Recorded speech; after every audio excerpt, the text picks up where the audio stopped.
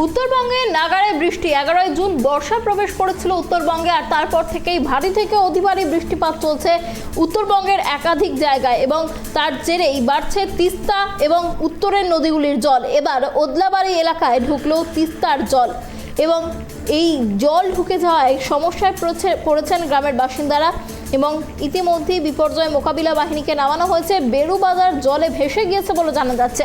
আবহাওয়া দপ্তরের তরফে পূর্বাভাস ছিলই যে ভারী বৃষ্টিপাতের কবলে পড়তে চলেছে সিকিম সহ উত্তরের জলপাইগুড়ি কালিম্পং জেলা। সোমবার রাত থেকে চলা বৃষ্টির জেরে মঙ্গলবার জলপাইগুড়ি জেলার পশ্চিম ডুয়ার্সের মালবাজার মহকুমা পাহাড়ি নদীগুলিতে ক্রমশই বাড়ছে জলের স্রোত। ইতিমধ্যেই লিস নদীর জল ঢুকে প্লাবিত হয়েছে ওয়াসাবাড়ি এবং সাধারণ মানুষকে উদ্ধার করতে সেনাবাহিনী কাজ শুরু করে দিয়েছে। লাগাতার বৃষ্টির জেরে তিস্তা সহ ডুয়ার্সের পাহাড়ি নদীগুলিতে জল বেড়েছে এবং জল বাড়ার কারণে হড়পাবানের আশঙ্কাও রয়েছে।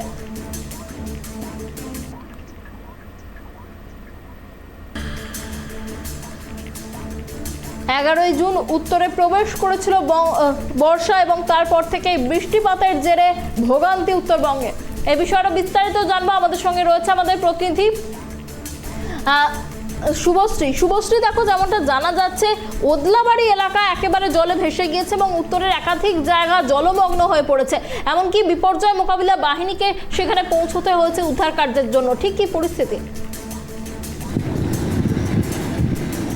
দেখো, যেমনটা তুমি বললে যে 11ই জুন থেকে কিন্তু এই উত্তরবঙ্গে বর্ষা প্রবেশ করেছে, টানা লাগাতার বৃষ্টি হয়ে চলেছে সেই তখন থেকে।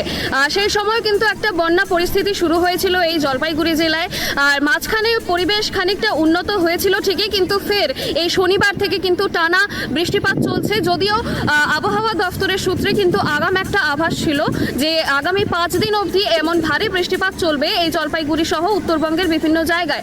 স্বাভাবিকভাবেই শনিবার রাত থেকেই টানা বৃষ্টিপাতের ফলে কিন্তু তিস্তা নদীর জল যেমন বেড়েছে, পাশাপাশি বেড়েছে করলা সহ লিস, ঘিস, নেওড়া এই সমস্ত যে ডুয়ার্সের নদীগুলো রয়েছে সেই নদীর জলও কিন্তু বৃদ্ধি পেয়েছে।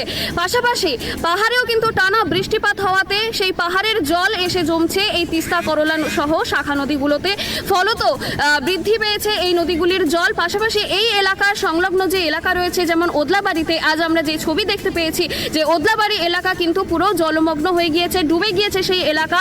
মালবাজারেও কিন্তু বন্যা পরিস্থিতি। ইতিমধ্যেই ওদলাবাড়ি এলাকাতে কিন্তু পৌঁছে গিয়েছে কেন্দ্রীয় সেনাবাহিনীর দল, বিপর্যয় মোকাবেলা টিম কিন্তু সেখানে পাঠানো হয়েছে।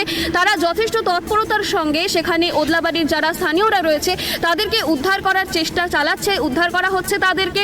পাশাপাশি প্রশাসনের তরফে কিন্তু তাদের জন্য ত্রাণ শিবিরের ব্যবস্থা করা হয়েছে। ত্রাণ বিলি, যেমন খাবার দাবারের বন্দোবস্ত, অস্থায়ীভাবে অন্য জায়গায় একটা নিরাপদ আশ্রয়ে থাকার বন্দোবস্ত করা হয়েছে প্রশাসনের তরফে।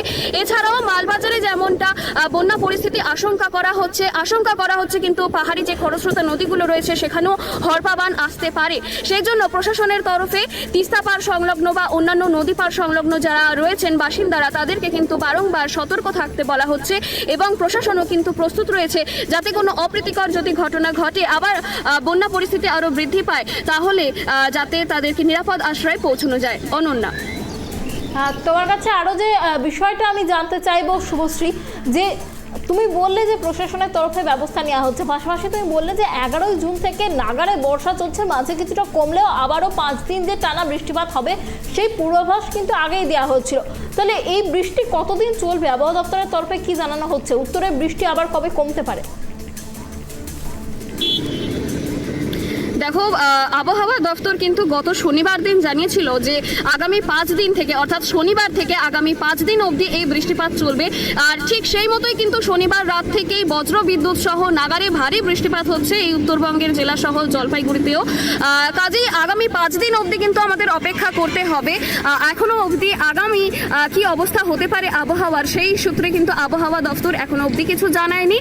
তবে 5 দিন বৃষ্টিপাতের পর আশা করা যাচ্ছে হয়তো আবহাওয়া খানিক উন্নত হতে পারে।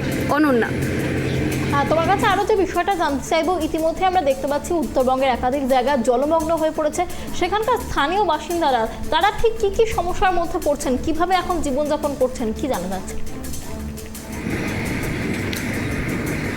দেখো স্বাভাবিকভাবেই এতটা যেহেতু জলমগ্ন হয়েছে এলাকাগুলো, ওদলাবাড়ি, মালবাজার সহ বিভিন্ন এলাকা, তিস্তাপাড়ের যে এলাকা রয়েছে, জলপাইগুড়ির 1 নম্বর ওয়ার্ড থেকে শুরু করে 25 নম্বর ওয়ার্ডও কিন্তু জলমগ্ন হয়েছে।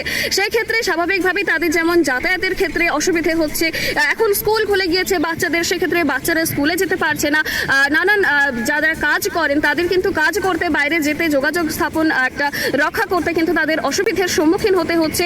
তাদের বাড়িতে জল ঢুকে গিয়েছে, স্বাভাবিকভাবে আসবাবপত্র, রান্না বান্না, খাওয়া দাওয়া, এই যাবতীয় সমস্ত দিক থেকে কিন্তু তাদের চরম দুর্ভোগ পোহাতে হচ্ছে। টানা 11ই জুন অর্থাৎ বলাই যায় যে টানা জুন মাস ধরে, 1 মাস ধরে টানা এই দুর্ভোগ কিন্তু পোহাতে হচ্ছে যারা এই তিস্তা সংলগ্ন বা অন্যান্য নদী সংলগ্ন এলাকায় থাকে তাদেরকে। কিন্তু আবহাওয়া যতদিন না পরিস্থিতি ঠিক হবে ততদিন এই পরিস্থিতি চলবে এমনটাই কিন্তু আশঙ্কা করা হচ্ছে।